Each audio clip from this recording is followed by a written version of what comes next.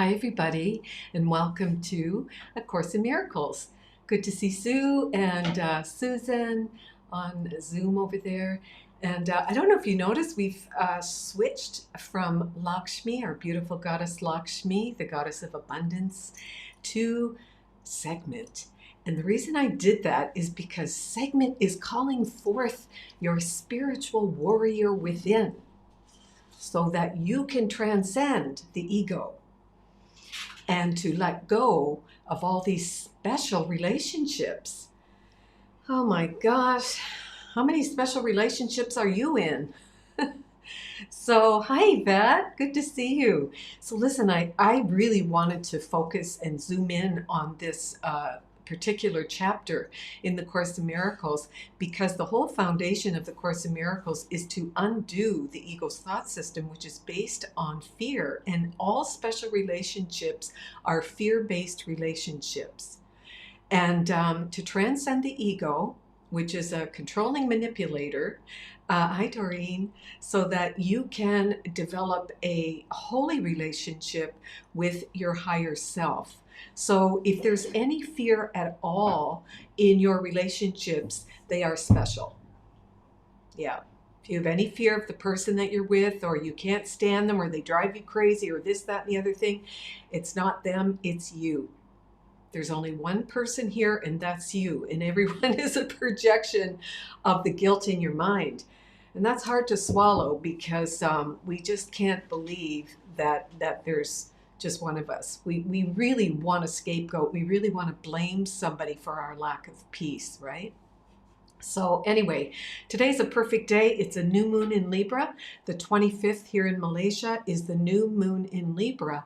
And Libra governs the 7th house of the zodiac, which is the house of relationships. This is such a perfect day to talk about holy relationships versus special relationships.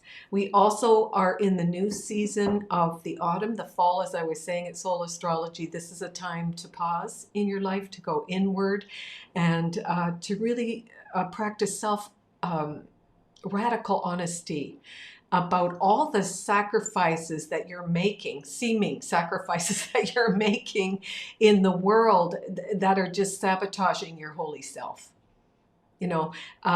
Hi there, Susan. Yeah. And so, when we compromise our higher self, basically all we're doing is stroking the ego of other people, right? We want something from them. We're in these relationships whereby we think we need something from this other person in order to feel complete. And these relationships are not based on love. They are actually hate. They're relationships of hate disguised as love. Disguised as love. Hi, Su Yin. Yeah. So the other thing about, and I'll go deeper into that, but the other thing about Libra is that it is ruled by Venus. And how perfect. Venus is the beautiful goddess of harmony. And that's what we're looking for. Not harmony externally per se, but the harmony within our own heart. Because what I do within, I will extend. I will give it away. And the more I fall in love with myself, and the more that I have this beautiful relationship with my higher self, then I'm going to extend that out, and all my relationships will be holy. Can you believe it? Can you imagine that? Having a holy relationship with every single person on the planet. And that's exactly why we're here. I know. So there's no point in pushing someone away from you and blaming them and attacking them, because all attack is self-attack. And the other thing is, you're just going to have to come back again, so to speak, and do it all over again. You will meet these people again in another lifetime. You will meet them. Jesus tells us that, and I found an excerpt from the text, and I've got it here in my notes somewhere. I just need to look and see where it is. But I'll read it to you, what Jesus says about meeting these people in your life. Like, a lot of times, we're in relationships, especially special romantic relationships. They're really tough. It's like, you revolve your whole world around this other person. And if they do one thing that causes you to feel irritated, Well, you don't love them anymore, you hate them. So love doesn't change. And if the love that you are experiencing in your special relationship changes, then it's not based on love. It's based on self-hatred projected onto that other person. I know. It's pretty tough, isn't it? Okay, so our beautiful goddess Venus, she's with us, this beautiful planet reminding us it's about, equanimity of heart, falling in love with your higher self, being the balance that you wish to see in the world. You be that now. Be all the way in a holy relationship with your higher self so that you can bring that love into the world. So what a beautiful time to talk about relationships with the new moon in Libra. And again, the new moon, it's just a symbol, right? Hi, Lisa. You're looking good over there. Yeah. The new moon, all these things are symbols in our world, but the Holy Spirit uses the symbols in our world to help us return to love. And so the new moon is reminding us to plant new intentions. So in any relationships that you have right now that are not healthy, that you're struggling in, there's conflict, right? The new moon is an opportunity for you to choose again. It's an opportunity for you to say, listen, I need to set some new intentions here. And the first one is, I need to be loyal to my higher self. I need to be loyal to myself. And where am I compromising that in order to get you to like me, in order to keep the peace? Okay, now let's talk about what Libra is. This helps us as well. So in our special relationships, now Libra, you see the scales, right? The balance of the scales. So let's talk about special relationships. Well, if you are in a special relationship, you are definitely a people pleaser. Can you find that in yourself? You're just trying to please people constantly, and you are compromising your higher self. And we call that love. That is not love. That's self-hatred thrown onto the other person. If you are in a special relationship, you are always trying to fix that person. There's something wrong with them. You're always finding the reasons for you to feel irritated, and it's not you, it's them. If you are disturbed, if your peace is disturbed because that person is in your space, you're not peaceful in your consciousness. Okay? So if you are in a special relationship, you will absolutely have no boundaries. No boundaries at all. Because you just want to be liked. So it's like, it's okay. It's all right. I had someone the other day say to me on a one-on-one call, she said, I'm a really good person. And this is how the ego trips you up. I'm a really good person. People take advantage of me, but that's okay because I'm a really good person. And I stopped her and I said, no, that is not okay. That is not okay. And the fact that you think it is the cause of your suffering. It is not okay. And it's not that person, it's you. Not having clear boundaries, not being, in a holy relationship with your higher self, and just allowing people to walk all over you. And what do they say? People treat you the way they can. The way that whatever goes, if you have no boundaries, people just, they'll treat you in which way, I'm sure you've been in that situation where you feel unfairly treated by another person. And rather than blame them for your lack of peace, you need to hold up the accountability mirror. Doink. Look into the mirror of accountability and say, who am I being in this relationship? Is it the ego in this relationship, or am I coming from spirit? Because love is total and fear is total, and they do not coexist. You're either all the way in love or you're nowhere, believing that you're somewhere, but you are in the ego's domain. Okay, so it's not okay to let people walk all over you. It's not okay. The other thing, when you are in a special relationship, you will have a tendency to feel victimized by your significant other. And if it's a romantic relationship, then that would be your husband or your wife, your partner. But it's also in relationship to your mother, your father, your sisters, your brothers. You know, I'm unfairly treated. They did something to me.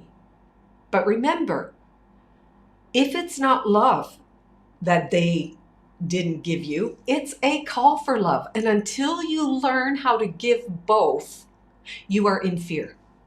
I'm going to say that again. Until you learn to acknowledge the love they are bringing, or to acknowledge the call for love, until you learn that, you are. Can you fill in that sentence? What are you doing? What are you doing? You're in fear. And you think that that person is the cause of your upset. But would Jesus be rattled? Would a master be rattled? No. You're rattled because you're holding guilt. All special relationships are based on guilt in the mind. And that guilt in the mind is the result of you believing in that tiny tick in time where you projected an entire universe. That moment, that blip in time where you said, I wonder what it would be like to be bigger than God. I wonder what it would be like to be separate from God.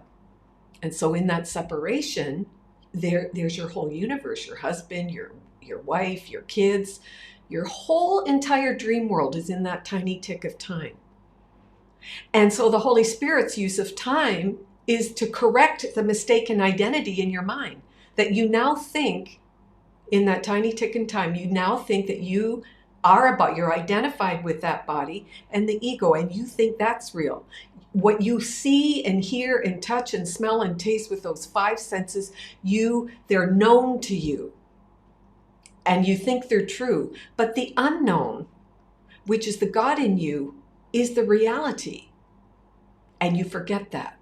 And so now you go out in the world in the name of defense and attack, believing that everyone outside of you is the cause of your lack of peace. And they are not the cause of your lack of peace, because the only true relationship you have is with the Holy Spirit. That is the only real relationship, or you have nothing. You are a separate, special self having a relationship with another special, separate self. It's like two egos go to the altar to get married. And then the game begins, right? But the Holy Spirit says, you don't have to worry about it, because I can use that relationship and use it as a classroom for you, so that you can see by how this person shows up in front of you, you can see where you're still out of alignment with your higher self, that you have projected this tiny tick of time, this guilt in the mind, that you have projected it onto this person. And now the Holy Spirit will use the relationship to say, hey, this is an opportunity to correct the error in your mind. And what is the error? You think that you are something other than what God created. You're bad, you're full of guilt, you're shameful, you're all those things. So they're just opportunities, okay? All right, so if you are in a special relationship, you will stroke the ego of other people. In other words, you will go along to get along. And you will be so resentful. And the energy in your chakras, your whole field, will be carrying a magnet, if you will, of resentment. And then you will attract people into your life to make you right about being resentful. See, people do this to me all the time, but you started it. You started stroking people's egos because you wanted something from them. And you call that love. The ego would call that love. It's not love. It is hate. Self-hatred. And you hate yourself because you separated from God, seemingly. And now you need a scapegoat to get rid of that guilt. And there's a whole bunch of them in your life. Just, with the autumn upon us, it's a time to pause and go inward, where you get radically honest about where you are compromising. Be being in that alignment and listening to the guidance of your own spirit. And you go outside of that and you're trying to make everybody happy. You're stroking the ego of other people. You're filled with resentment. You can't stand them today, but tomorrow you like them. It's not love. It's a call for love. All right. So, what is a holy relationship? If I'm in a holy relationship with God, with my higher self, then I won't be looking out through the ego's filter. As long as I'm seeing with the ego's filter over my eyes, then I'm in a special relationship. But when I'm in a holy relationship, all I see is love or a call for love. It's as simple as that. And so can you see how much undoing there is? I mean, it's not like you have to undo this problem and undo that problem and undo that. You just have to recognize there's one problem. And the problem is you forgot God, your higher self, you. You've compromised yourself for another human being. And then special relationships also involve the rituals and rules and ceremonies of this world of phenomena. Roles. I'm your wife. You're my husband. You assign a role. You assign, what they need to do in that role for you. And then if they don't do it, you're really ticked off. You're really upset. Your peace is disturbed. And all these rituals and all these beliefs, right? The beliefs that you have about marriage, the beliefs that you have about being a parent. Oh my God, the parental ego is bizarre. That is a bizarre ego. To think that you own your kids. Insane. Khalil Gibran said, your children come through you. They are not of you. They are life's longing for itself. And then you as a parent with this huge ego that you made this child, and somehow it's up to you to tell them what they're going to be when they grow up. Instead of inspiring them to become what their soul is destined to be. And so that's another special relationship. Or you are in a certain religion and you enforce your beliefs onto your kids. And they could care less about that religion because, hey, the kids of the new age, they're on the internet, right? They're seeing and hearing different things. They're not in the box. And all these things, these ritual ideas, cultural beliefs, everything, all based on special relationships. And it's all insane. Jesus says, now this is from the text. Now we might have to do this in two parts, next week and this week, because it's a huge topic and I love this topic. So I've picked out excerpts from the course as well as the choice for completion, which is the chapter that we're going to read. But anyway, this is from the text, chapter 16. Jesus says, the special relationship is totally meaningless without a body. So what he's saying is when you are not identified with the body, the special relationship is it's a nothing. It's a no thing. The whole problem is I'm identified with the body. I'm identified with the ego's thought system, which is based on fear, separation, guilt, punishment, sin, right? He says, if you value your separate I, your separate self, this body, you must also value the ego's thought system and the body. That's where your value is. If you put your value in the world of the ego's domain, the world of fear, you're identified with the body and other bodies, and you're all wrapped up in what they did and what she said and what they didn't do and all the specialness of the ego's domain, then you must also value that. You must value that. And then he says, and what you value, you're going to keep it. You're going to keep it. What you value, you will keep. So, the special relationship is a device for limiting yourself to a body. That's what it is. The special relationship is an ego device that's limiting you to a body. And for limiting your perception of others to theirs. Limiting your perception of others to theirs. So you're going to see that other person as a body, and you limit them and you keep them in the bejeweled coffin as the coffin that Osiris was put into. You keep them there. You keep them in a body. And then he says, I love this line, the great rays would establish the total lack of value of the special relationship. What are the great rays?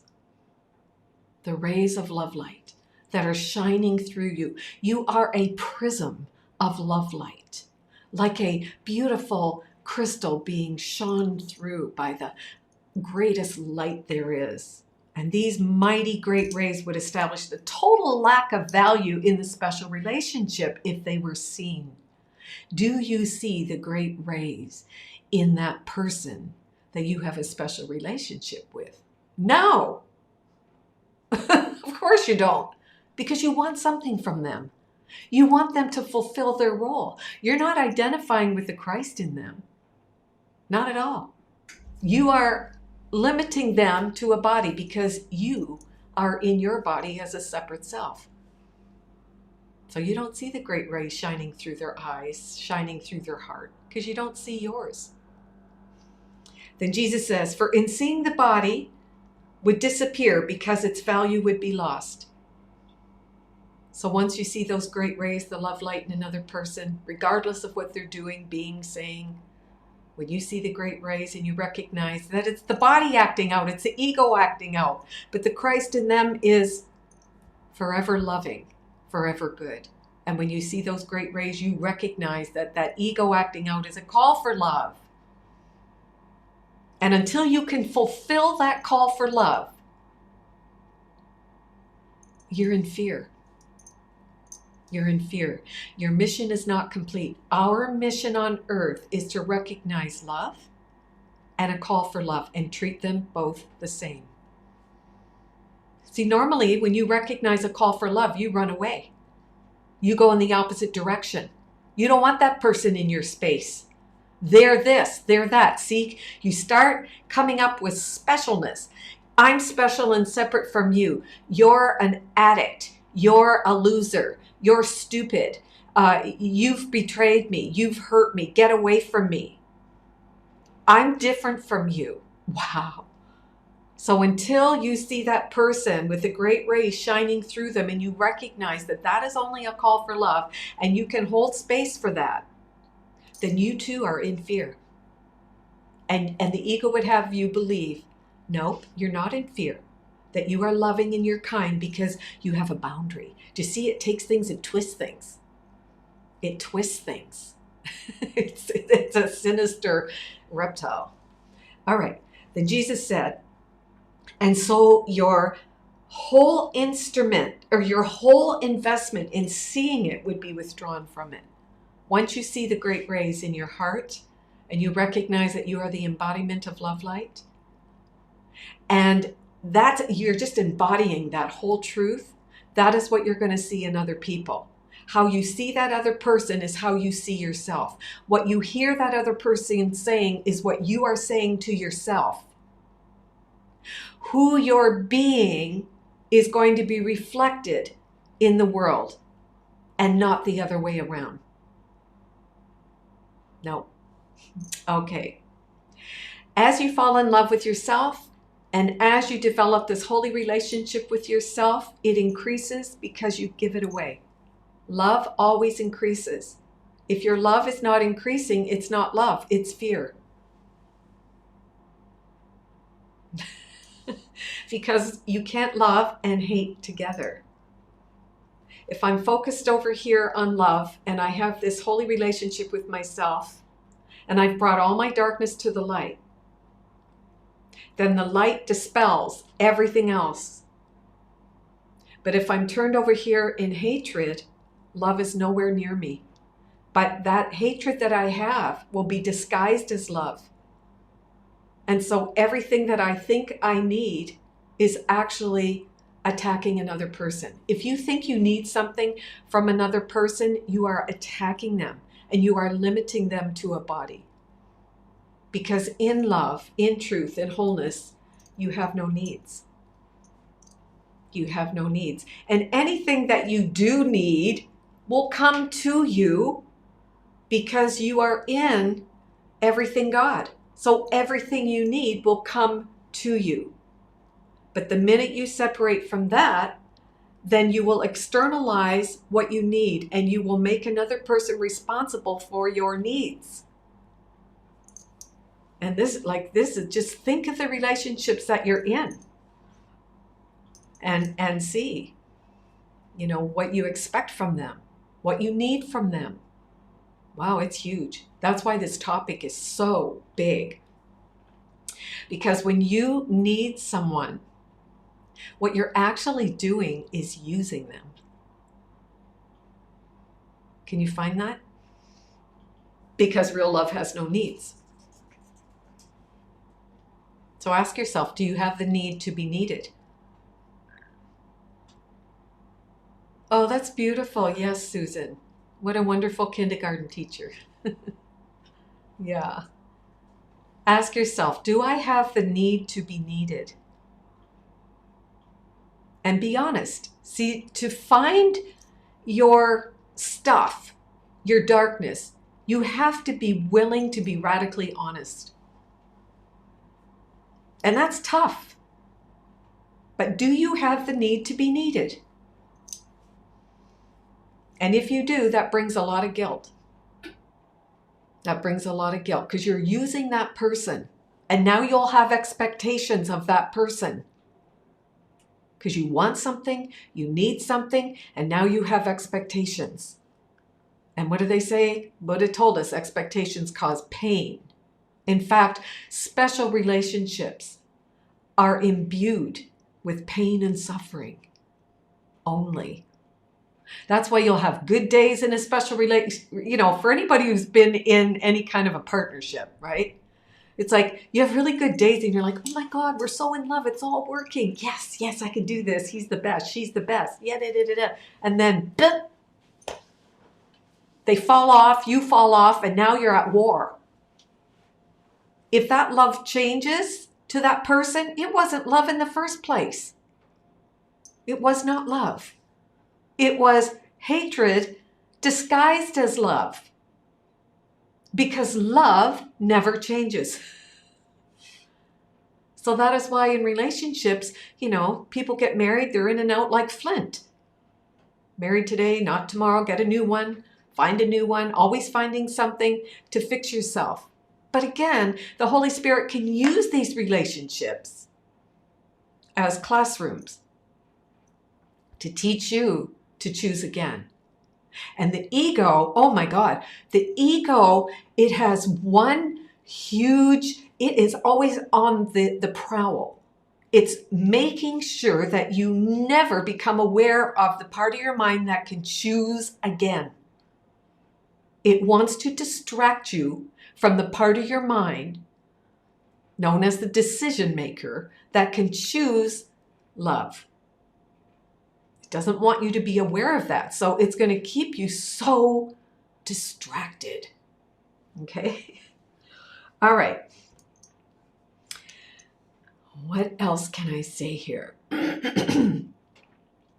Right. The other thing about love is there's no degrees of love because there's no hierarchy of anything. Love is total. And there's no degrees of fear. Fear is total. Remember I said if you take a bite of the cake, you eat the whole cake. So there's no degrees because there's no hierarchy of illusions. It's either love or it is nothing. And why is it nothing? Again, because the ego is a no thing. It only exists because you believe in it. And the minute you withdraw your belief from it, it disappears. Okay? So you have all kinds of lessons to learn in this lifetime, right? And we should know by now, most of us who've been on the spiritual path, that you actually chose your parents and everything else. You chose all the lessons that you're here to learn before you even took a body. You already chose those lessons.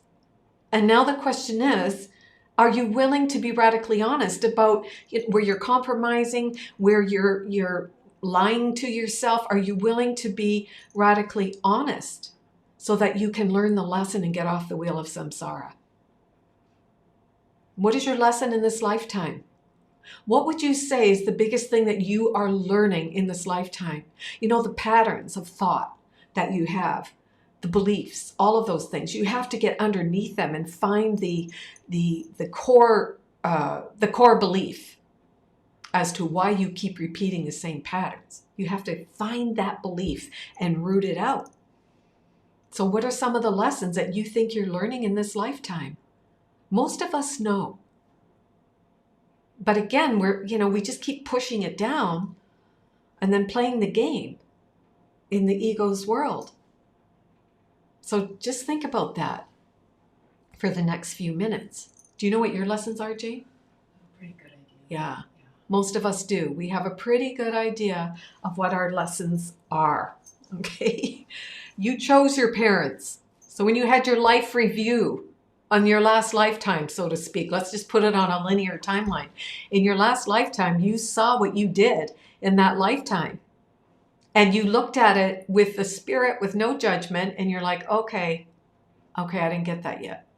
Okay, whoops. Okay, looks like I'm going back down.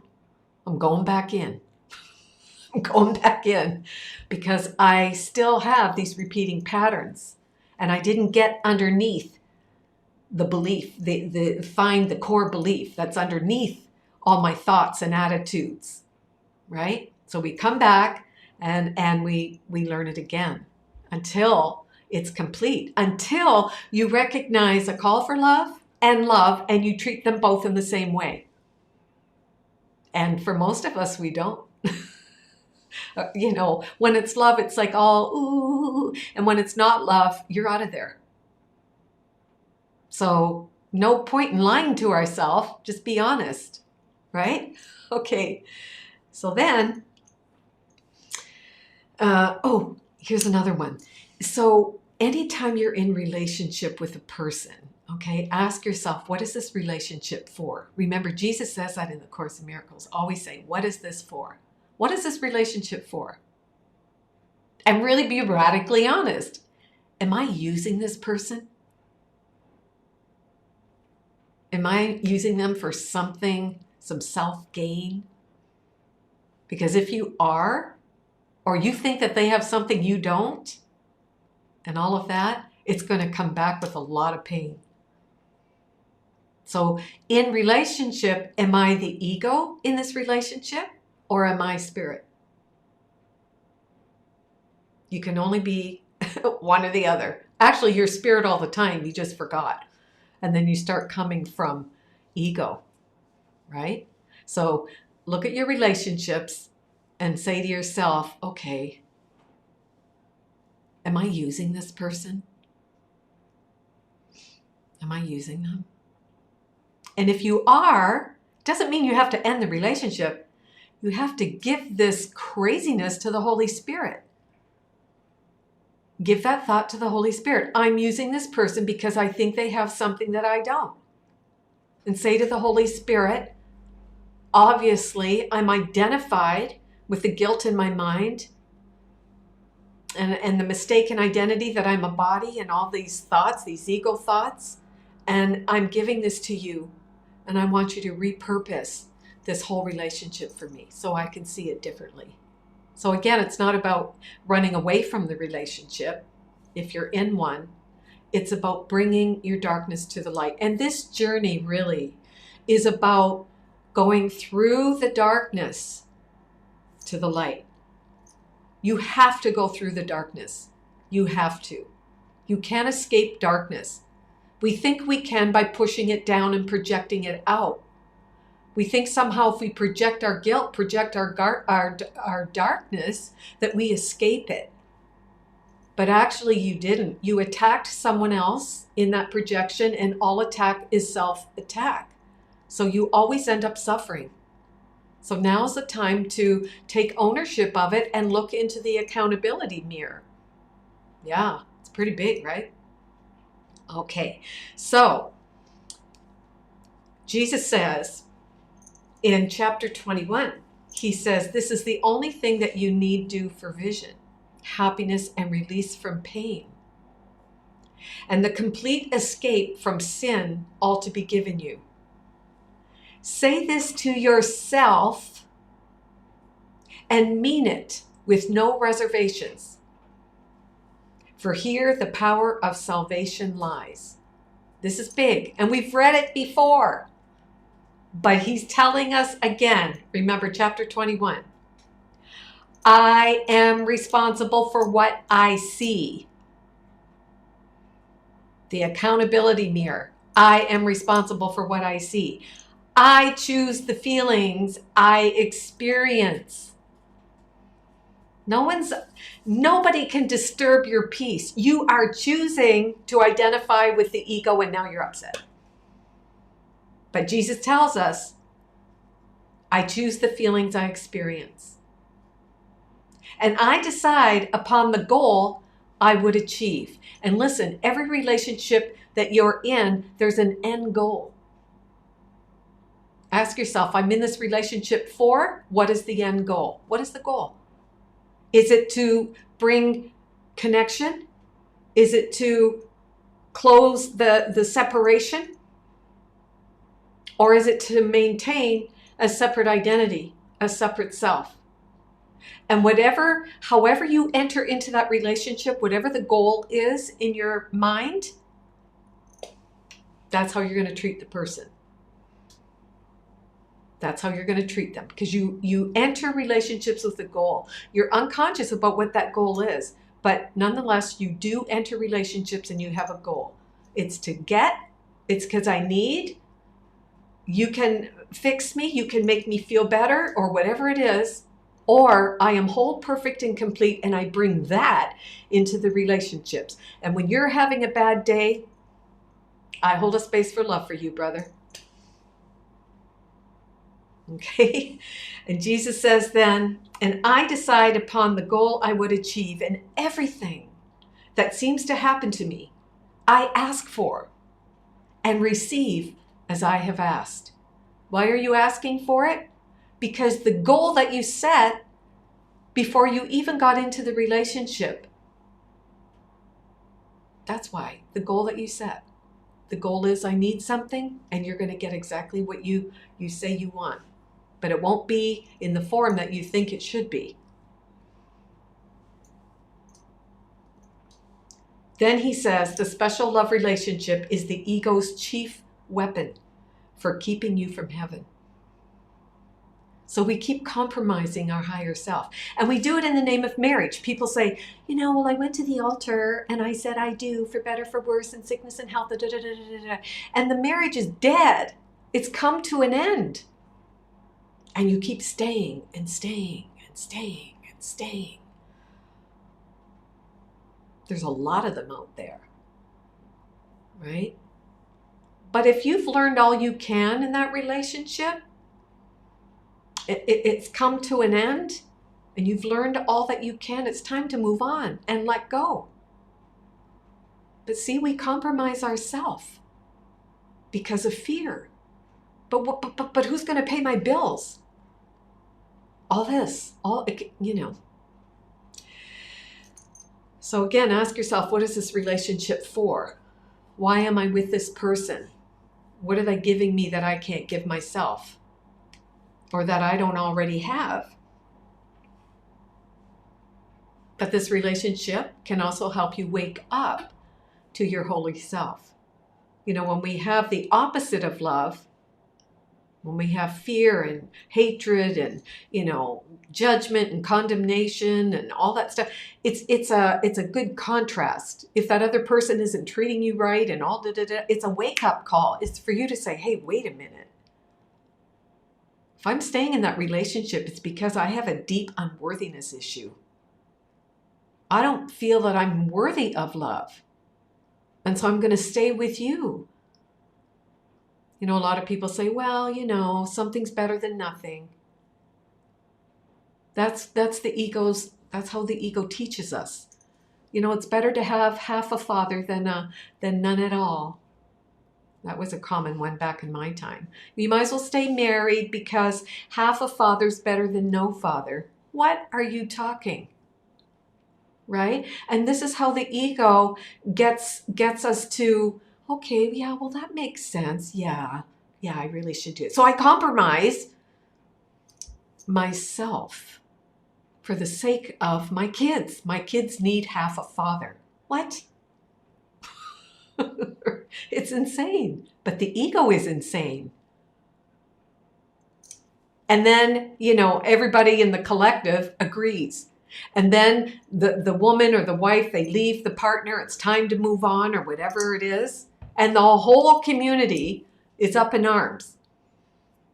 All this kind of stuff. It's all ego. It has nothing to do with spirit. Nothing to do with love. Nothing to do with God. It's the ego twisting and turning and making you believe that you have to follow its dictates or else you're going to be punished. There's going to be a real big price to pay. Okay, so then Jesus says the only judgment involved, in these relationships is the Holy Spirit's one division into two categories. One is of love, and the other, the call for love.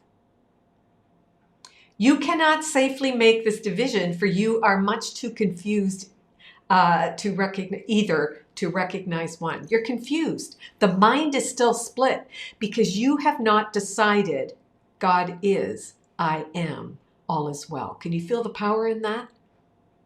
You haven't called forth the spiritual warrior within to say, I'm standing in my truth.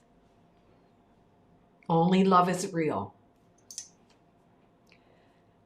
Jesus then says, you cannot safely make this division, for you are too much confused either to recognize one or to believe that everything else is nothing but a call for love. You are too bound to form.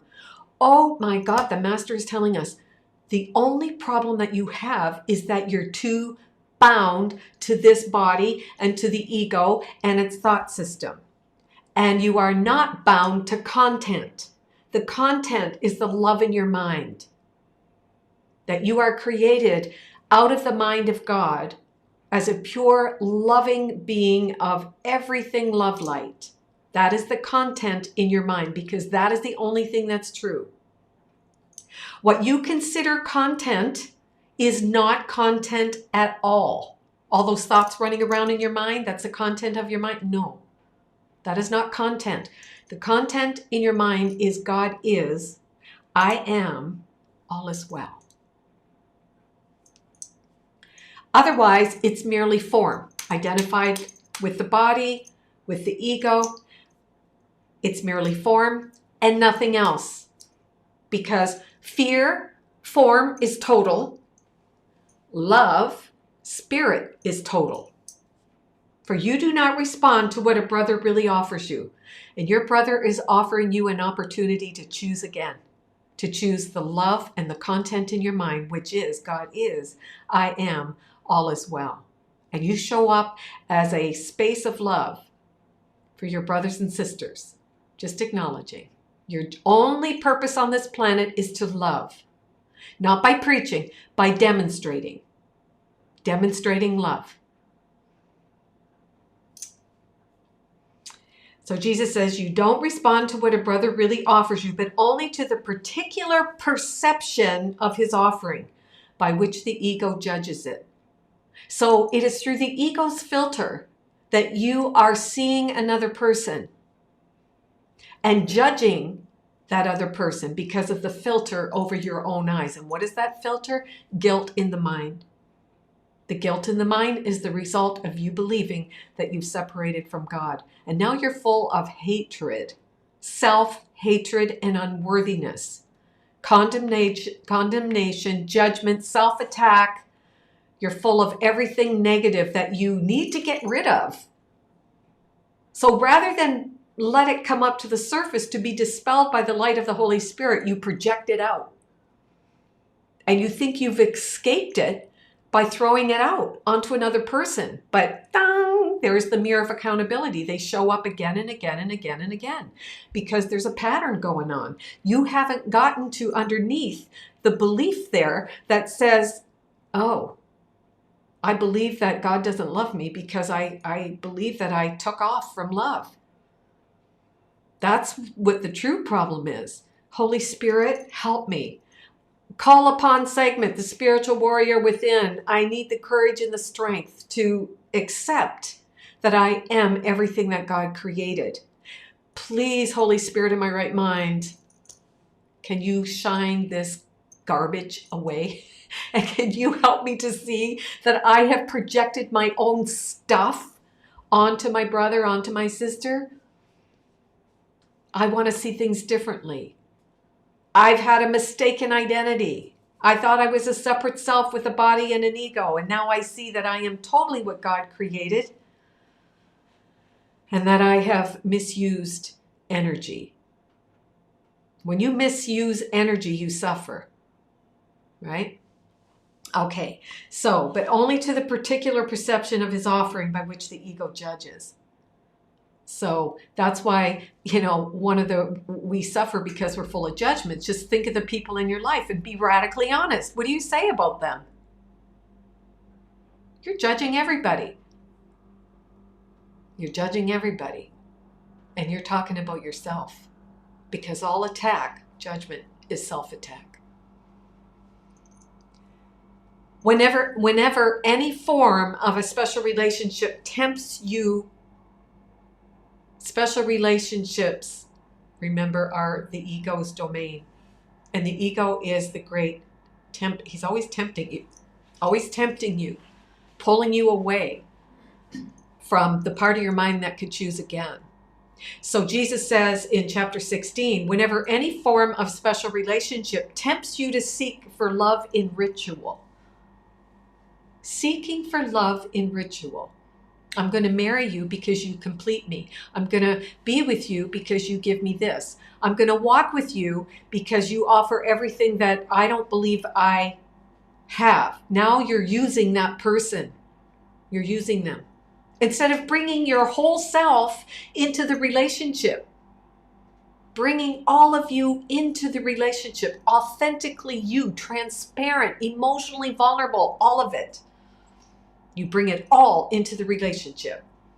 But if the special relationship tempts you to seek for love in ritual, remember, love is content. It is the wholeness in your mind. God is, I am, all is well. And not form of any kind. Not form. It's the content in your mind. God is, I am, all is well. And so are you. The special relationship is a ritual of form. Whew. Look at all the rituals in this world. It's a ritual of form. Two bodies coming together for the purpose of maintaining the separation. I'm over here, you're over there. Back off. But what you've done is projected your guilt. They've mirrored it back, and now you're ticked off. And now you cut them out of your heart, cut them out of your life. And remember, we will meet these people again. That's so interesting, isn't it? Yikes, is there anybody you don't want to meet again? Those certain people that you run away from when you're out and you see them walking down the street. It's like, oh God, you go the other way. That's the guilt in your mind. You have a special relationship. Why are we so afraid to give it up? Then Jesus says, the special relationship is a ritual of form aimed at raising the form to take the place of God. That is why I'm sorry, ladies, I just have to say this. When women get married, they replace God with their husband. And men.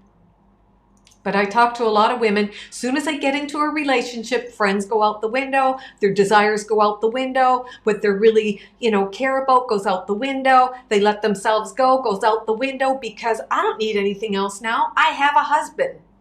Where's God? Where's your higher self? Where's your divine self? Sitting there in your right mind, watching you go through all these rituals, knowing that one day you'll return to love. But the spirit doesn't go into the world of darkness. She doesn't know anything about it. She just knows that you forgot who you are, and she's there for you when you decide to remember. Oh boy. Okay. So the special relationship is a ritual of form, aimed at raising the form to take the place of God at the expense of content. God is, I am, all is well. There is no meaning in form. Oh my God, we put so much meaning on all these things we do in form. They're meaningless. It has no meaning. There is no meaning in the form, and there will never be. Why? Because the world of form is an illusion. It is the tiny blip in your mind that you, boom, projected your whole universe the minute you decided to be without love, to think loveless thoughts. When you think a loveless thought, you have a whole universe there that you've projected. Because special love arises from guilt in the mind. And guilt is the result of believing that you have left God. And now all these special relationships start arising. And judgment is the basis of all special relationships. I judge what you should do for me to be happy. I judge what you did was wrong. I judge that, if you did this, I'd be better. I judge. That is the foundation of your special relationships, called judgment. Specialness is devoted to rules. I have a rule for you. Think about that. Okay? Rules. If you don't do this for me, then there will be a price to pay. Have you ever said that to someone? You better do that or you're going to pay a price. You better get that right or there will be a consequence, young lady. Can you hear your parents? Right? Okay. So specialness is devoted to rules. How about behaviors? You behave in a certain way with that person because you want something from them. You have a mask on. You want something from them. It's also based on conditions. My love for you is conditional, but it's disguised as love. So I'm just going to be a control freak. For another word for the ego is a control manipulator. Not forthright, not, transparent, not emotionally vulnerable to you, hiding behind this mask and being loving and sweet and syrupy, sickening and full of resentment. You're like a demon inside, spewing because you're really ticked off because you've compromised the relationship with your higher self because you're stoking the ego of these other people. Person, husband, wife, daughter, son, whoever, to get your needs met, right? That's really bad. It's not bad. It's just got a consequence. Not good. Suffering and pain. Okay. So specialness is also devoted to rules, stories. Oh, don't you have a special story going on for your life? Do you still tell it? Do you still tell your special story? Keeps you separate from God? Here it is. Well, I was born, here's my story. I was born on an island up in northern Canada. And then my parents had no money, so we lived in a farm. And then my dad got us a house, and then we moved around so many times. And poor me, I went to 11 grade schools. Wow. Then I had 4 high schools. Oh, my mom drank, my dad drank. It was really suffering. And then, I got married, and then I was married, and then I got divorced. And oh, yes. And you still telling your story? I hear a lot of stories going on and on and on because you haven't rooted out. You haven't gotten underneath all those thoughts, all those patterns, you haven't found the belief that is holding you in the special relationship. Number one, the special relationship you have with your ego, which gets projected into the world, right? You got to find it and you have to root them out. All these beliefs. All right, so look at the story that you're still telling. And the story that you tell, does it still have some, people say, oh my God, I can't even think about that because it just makes me feel so sad. No, if your peace is disturbed by the story you're still telling, which is all the people in your story that hurt you, you're still telling the story. This is the reason why I'm the way I am today, because my mother and because my father and because my brother. This is why I suffer. No, you suffer because you want to suffer. This is the accountability mirror. You want to suffer because you see value in telling that story. Can you see that? You're still getting some juice out of it somewhere. You still want it. And when you don't want it anymore, when you want God more than you want your story, then you will see that your story was absolutely perfect because it woke you up and put you right here. In a place where you become aware of the decision maker in your mind that can choose again. It's not that you're never going to have conflict, but what you will have is the awareness of the decision maker in your mind that says, I choose love and I choose to see this differently. Now you are coming from a place of power. The spiritual warrior within you. Okay? All right. How about the story of betrayal? Oh, and then I was adopted, and then I was given to my auntie. And then my auntie got tired of me and she gave me to my grandma. And my life was so suffering. And I'm not saying you shouldn't, It's like, okay, that's a good story. Yeah. And now what? Now that you've told the story of betrayal and abandon and you got to blame your auntie and your grandma, how's that going to help your life? How is that going to help you? It is not going to help you. Now you just have more information about you blaming. No, until you bring your darkness to the Holy Spirit and have her shine light on that relationship so that you can see it differently, you will continue to tell the story of being unfairly treated. And when you have a story of being unfairly treated, guess what you're going to do? You're not going to treat people fairly. And if you have a story of being abandoned, guess what you're going to do? You're going to abandon people. If you have a story of being betrayed, guess what you're going to do? You're going to betray others. It's a pattern. And you haven't gotten underneath the pattern to find the core belief.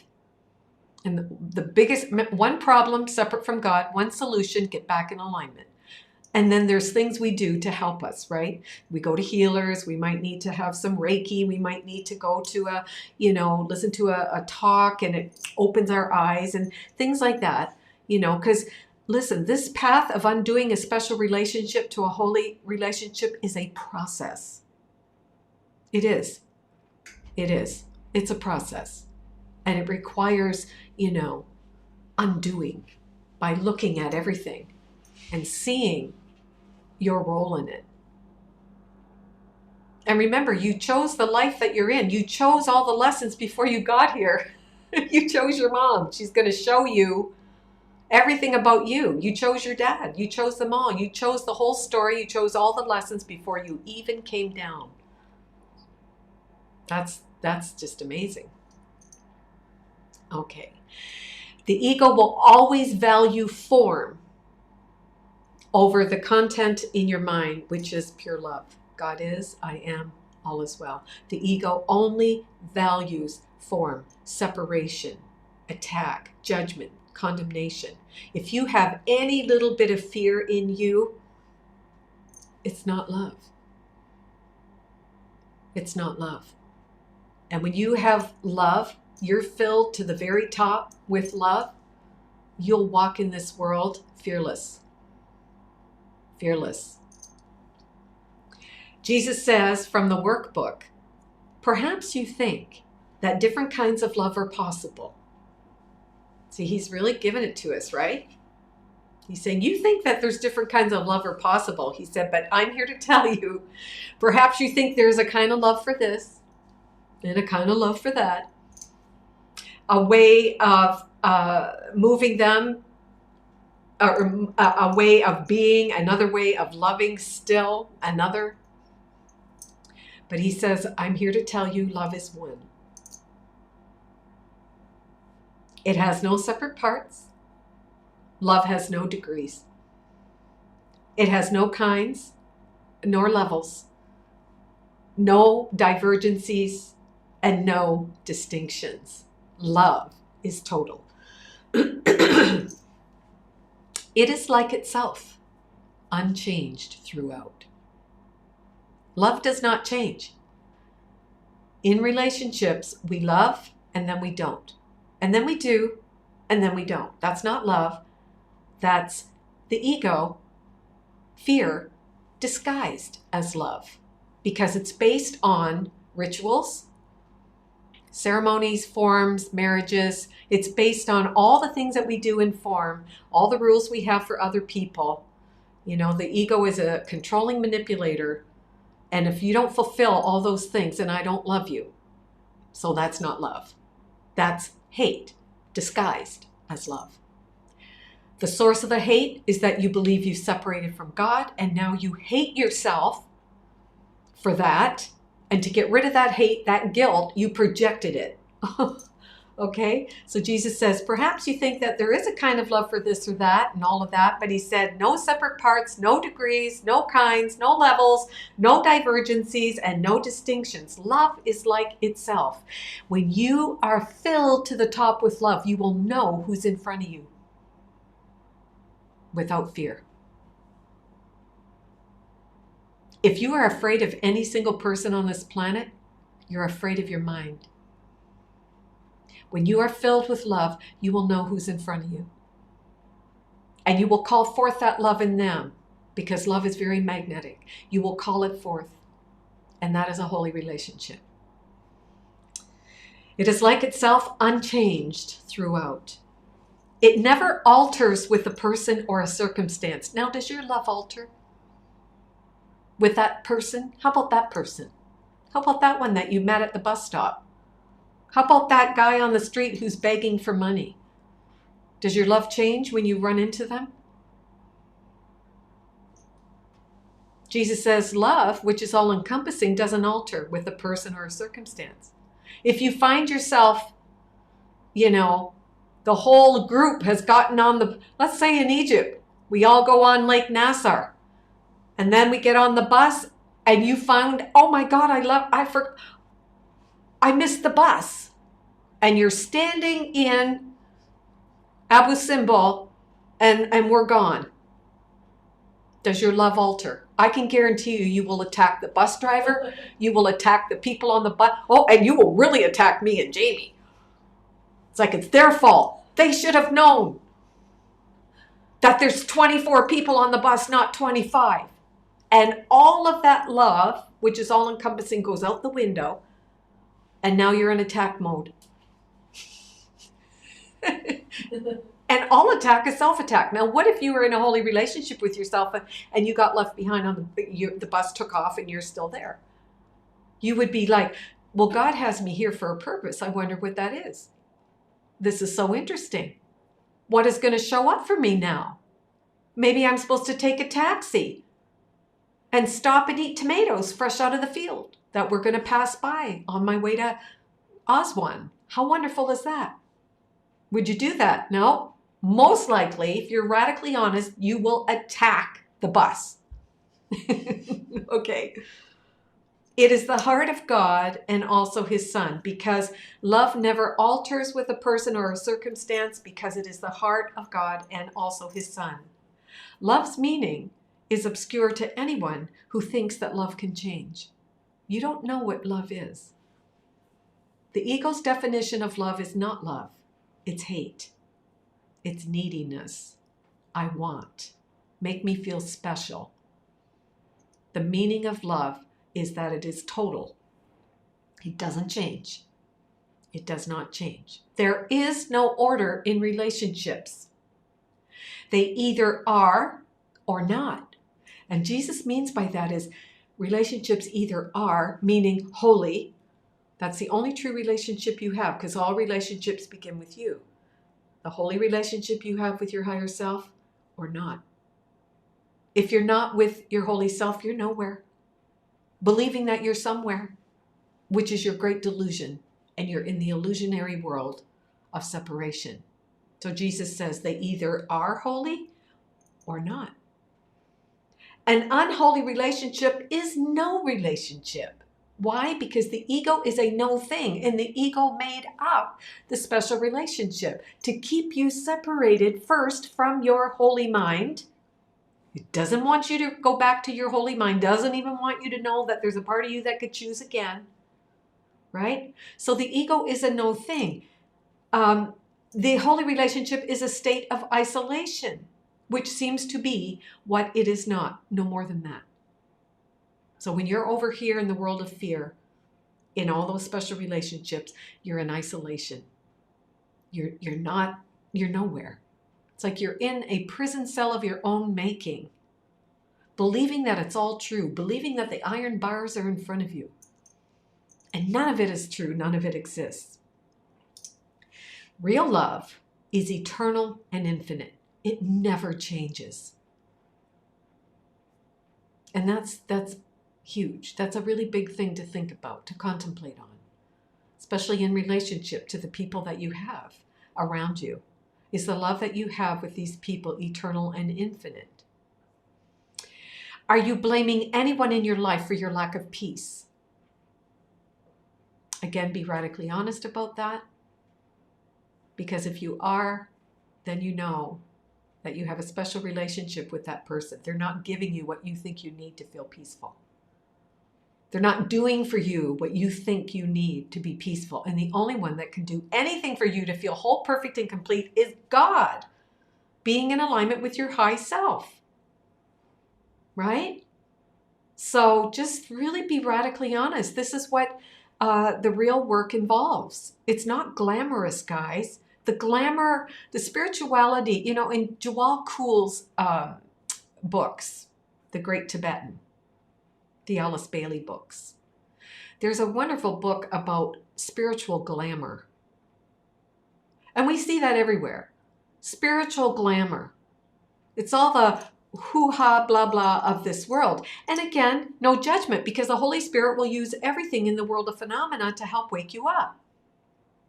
But spiritual glamour is very different than radical honesty and doing the deep inner work that's required.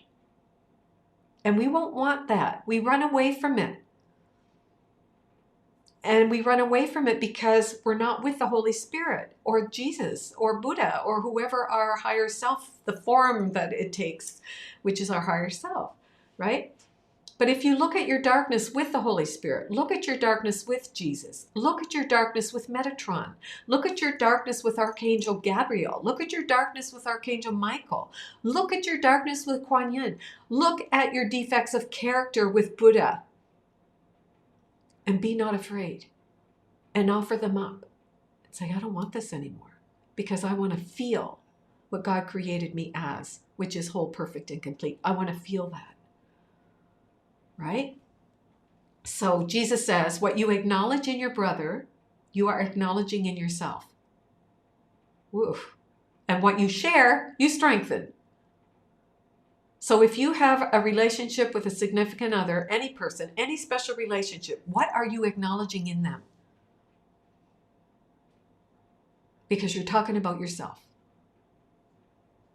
You're just talking about yourself. And Jesus says, what you acknowledge in them, you strengthen.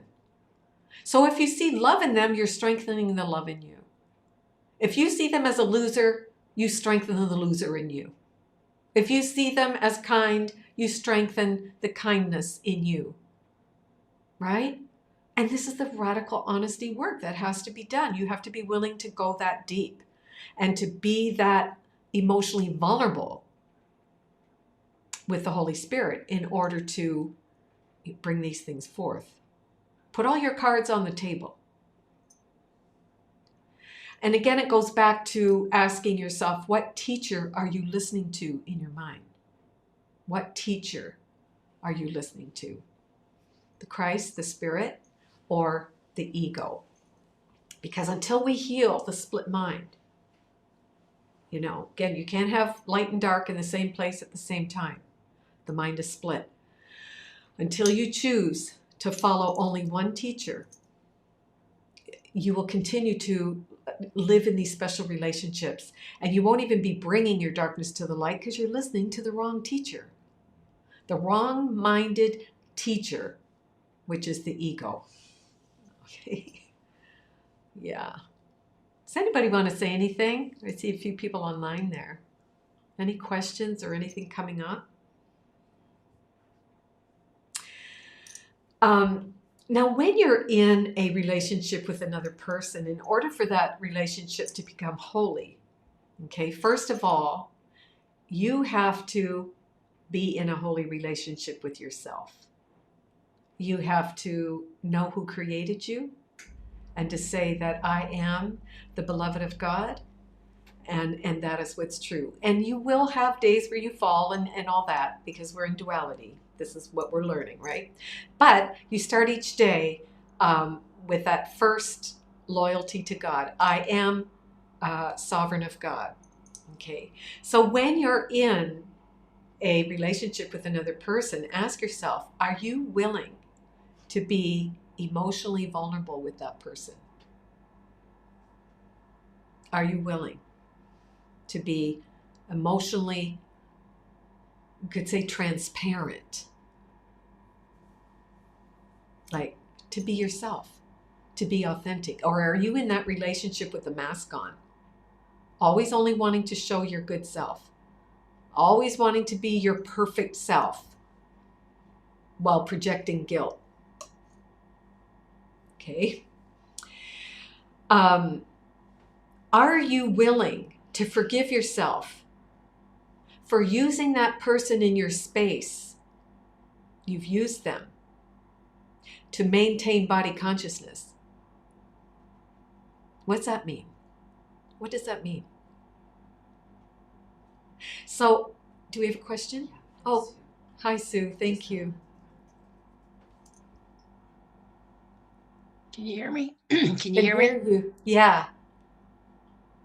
Can you say a little bit more about the unknown is reality? Oh, the unknown is reality. Okay, thank you, Sue, for that wonderful question. So the known is where we live.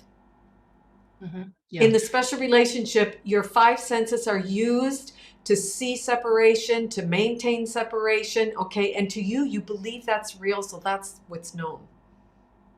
But the unknown to the ego doesn't know about the unknown. The unknown is the reality of God's domain. It is the real world.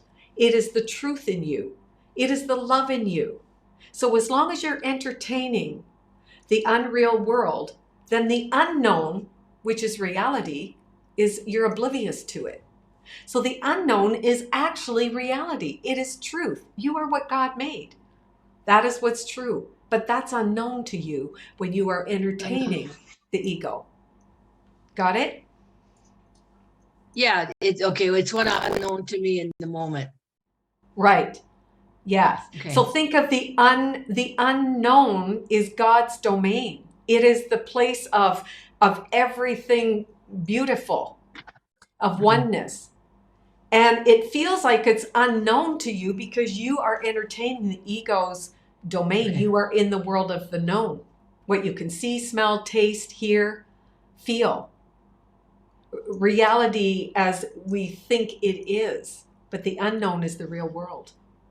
The unknown is reality. Which is nothing, and we think it's real. The Yes. ego. Yes. Okay. Yeah. Okay. Thanks for that question, Sue. Thank you. Welcome.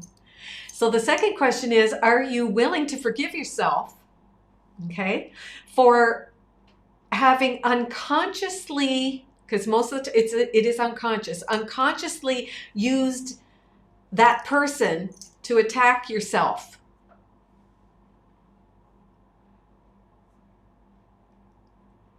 You have unconsciously used that person to beat yourself up. Oh, right? Are you willing to see that? And so we're maintaining body identification. I keep them in a body by attacking them, and then they keep me in the body by attacking me back. So now we're both bodies, two egos in a conflict. All right? The next thing, are you willing to be there for your higher self, for your true self, for who you be as God created you? Are you willing to be there for yourself, even if it means someone else doesn't like it? Oh, that's big. That's big. By learning to be honest, authentic relating. Authentic relating. Are you willing to be honest? Most of the time, no, because you're afraid they'll leave you. You're afraid they'll be mad at you. But if you're receiving guidance from your higher self to do a certain thing or to be in a certain place and you're not listening and you are following that person, that's not love. You are attacking them, keeping them in the body, and they are being mad at you for even suggesting that you want to do something and attacking you back. And so you're both staying in the domain of special relationships. Can you see that? Are you willing to relate authentically, to communicate authentically?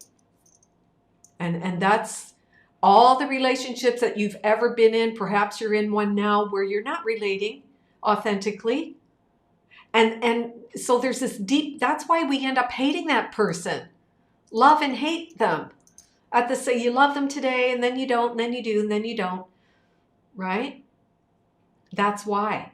Because you are not listening and you have compromised your higher self. You have sacrificed for the sake of people pleasing or, trying to fix it or make it right or whatever it is that we do.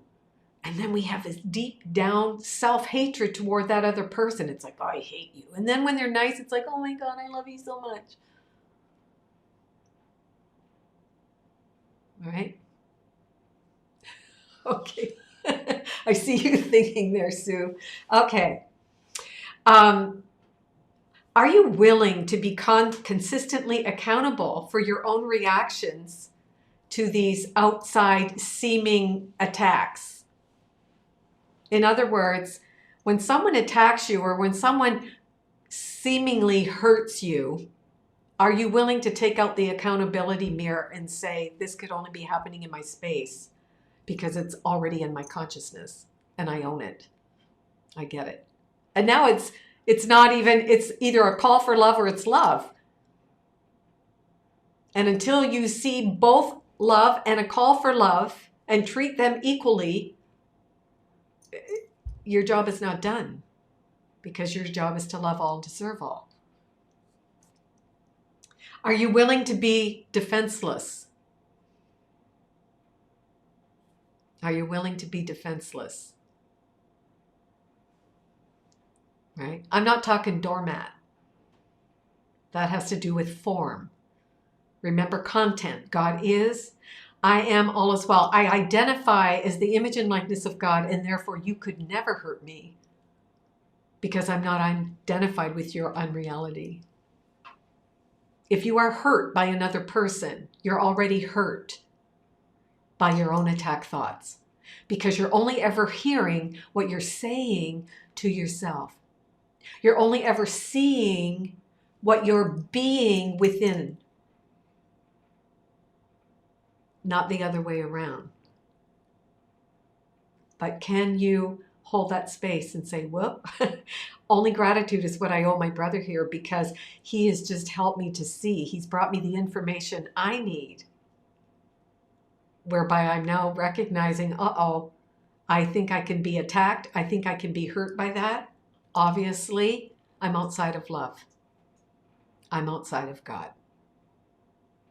See, the ego would have you believe that it's normal in our life to have good days and bad days, to be happy and then not. And that is not true. God's will for you is perfect happiness. But the ego hates that statement because it wants you to believe that you are here to be happy and sad and depressed and up and down and round and round, and that's just life. And you hear it all the time. Your parents, I so needed to hear, oh, yeah, oh, me too. You know, we hear it from the time we were a child. You know, where do you get off? Where do you get off? Who do you think you are? Get off your high horse. This is all ego. It will have you believe that, you know, and we'll say it even now, well, you know, that's life. It's this and it's that, it's up and down. Well, life can go up and down. Of course, duality changes. It's duality. But if you're changing with it, then you're identified with the body and the ego. If you're in a bad mood because Putin's got his finger on the button, you're in a bad mood because you're separate from God. If you're in a bad mood because, you know, Trudeau over there in Canada is doing something else, you're in a bad mood because you forgot love. You see, the ego is very tricky at having you entertain this nonsense in the world of form. The ego's domain is form, not content. The content of your mind is you are the innocence of God. You are what God created at all times. God is, I am, all is well. Okay.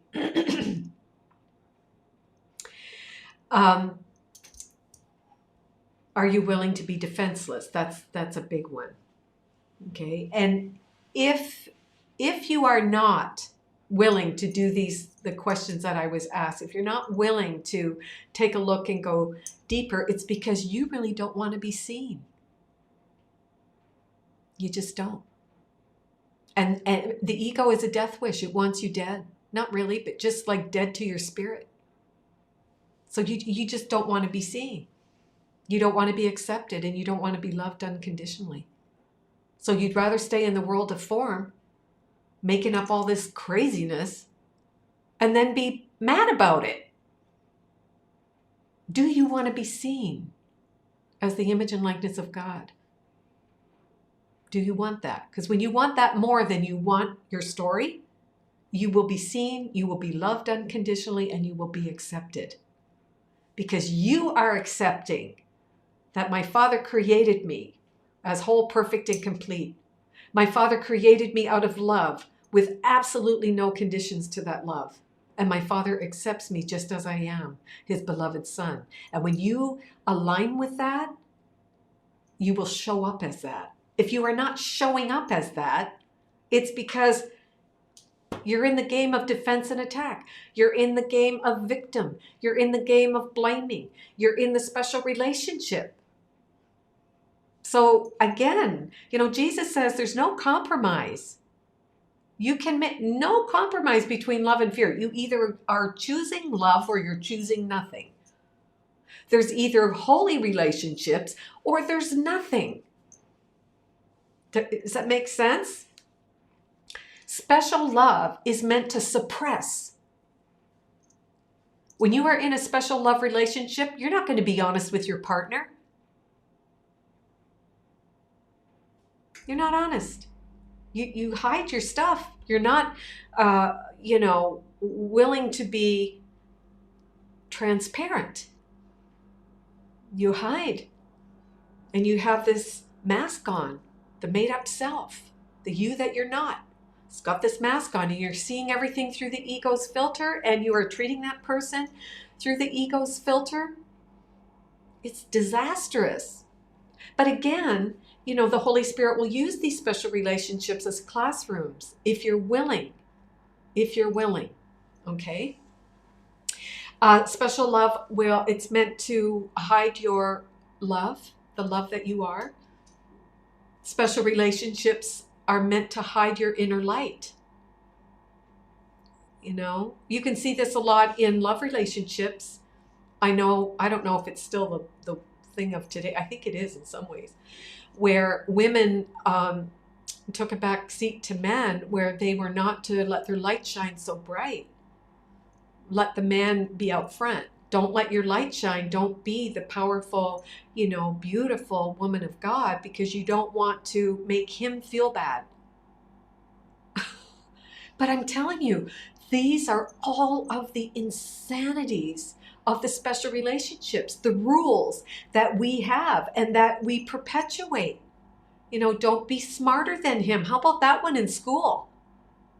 I remember hearing that in school. If girls were really smart in math, it was almost insulting to the boys. The girls would hold back a bit so the boys wouldn't feel bad. Just different things like that. The rules of the world of the ego.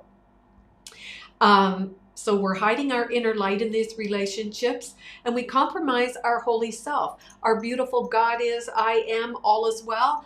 We compromise all of that. And for what? Listen, in an insane attempt to join with others' egos.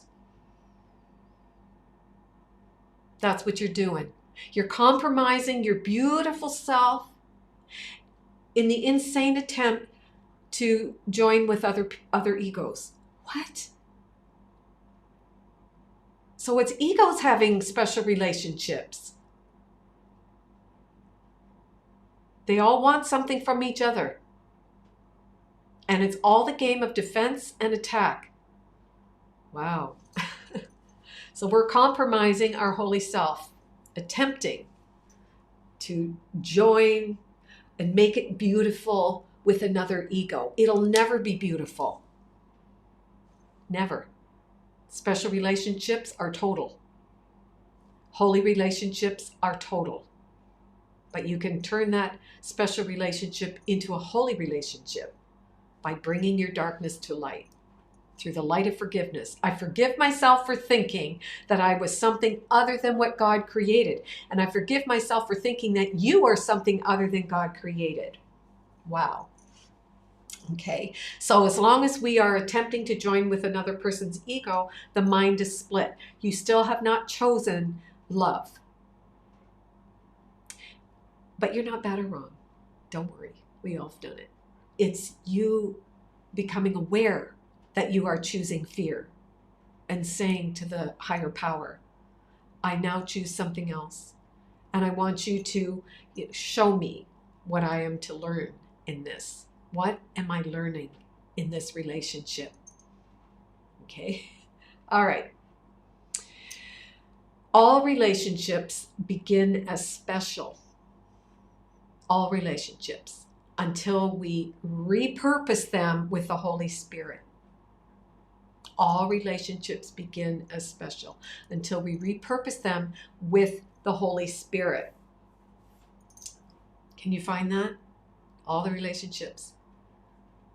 And the hidden agenda in these special relationships is to get something from another person. There's always a hidden agenda. Yeah, I can look back in my life and know that. Right?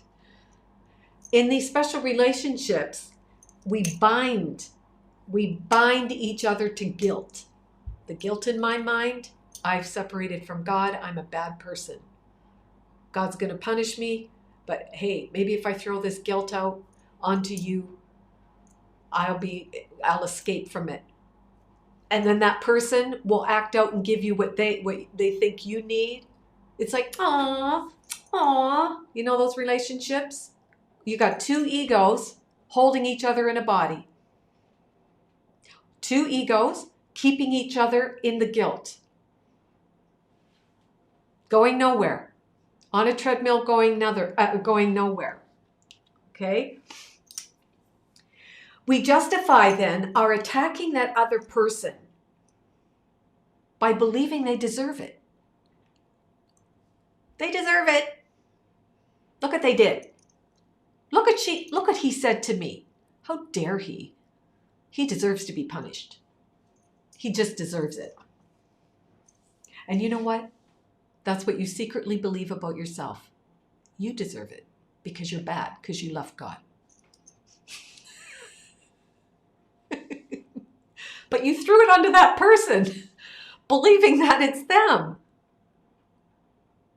I know, crazy, right? That's what we do until we don't. So it's like a trip from the light. We start off as these beautiful beings of love light. We're in the mind of God.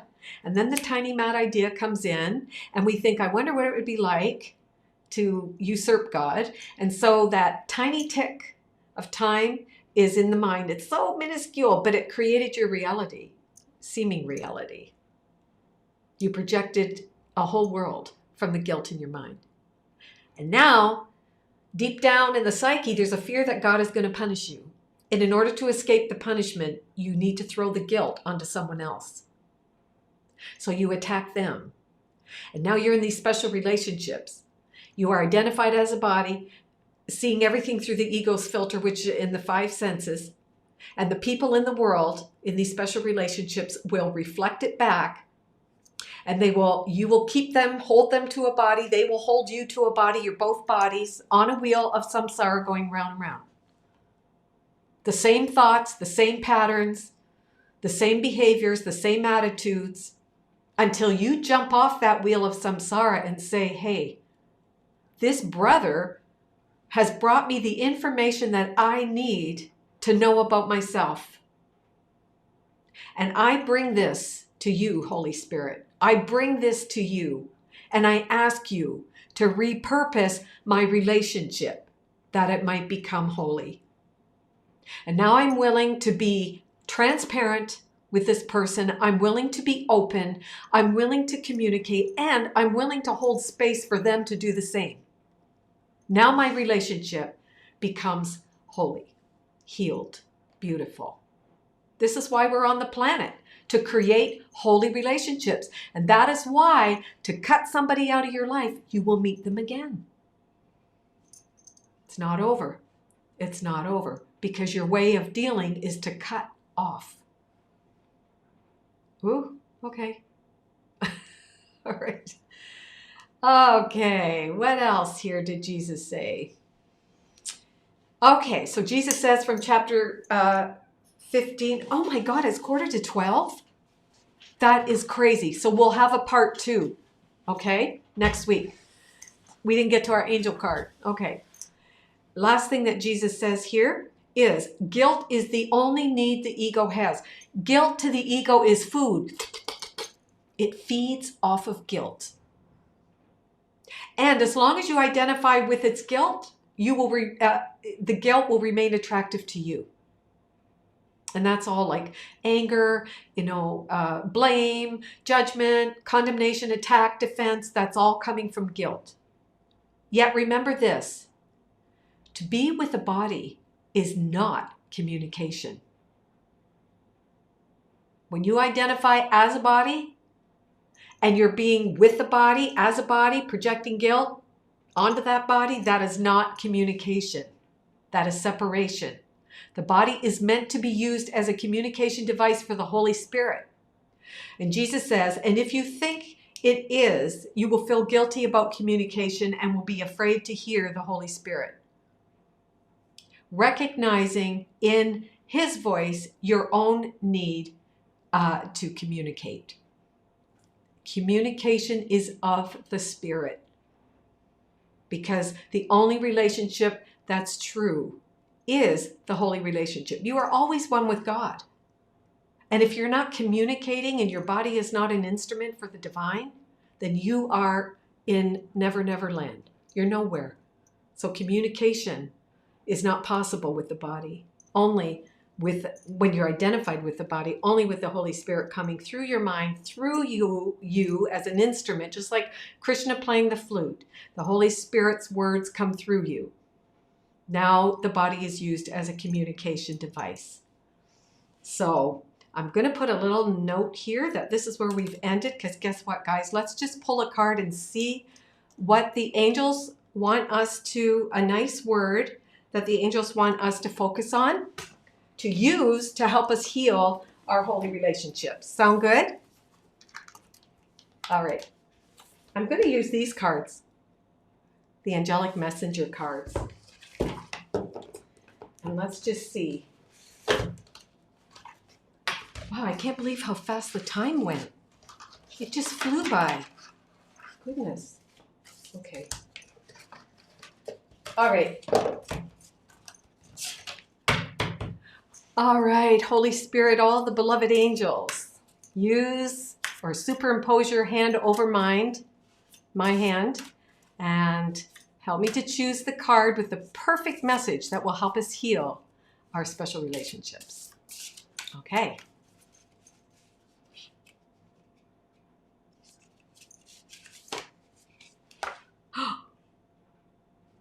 Choice. That's amazing. And the number is 33. 33, the number of the Christ. Oh my goodness, that's so, they're always so profound. Okay. Choice. You have drawn this card to help you appreciate the difference between making choices from the perspective of your spirit, your inner mind and being, and making them according to the needs posted by your special analytical or outer mind. How's that?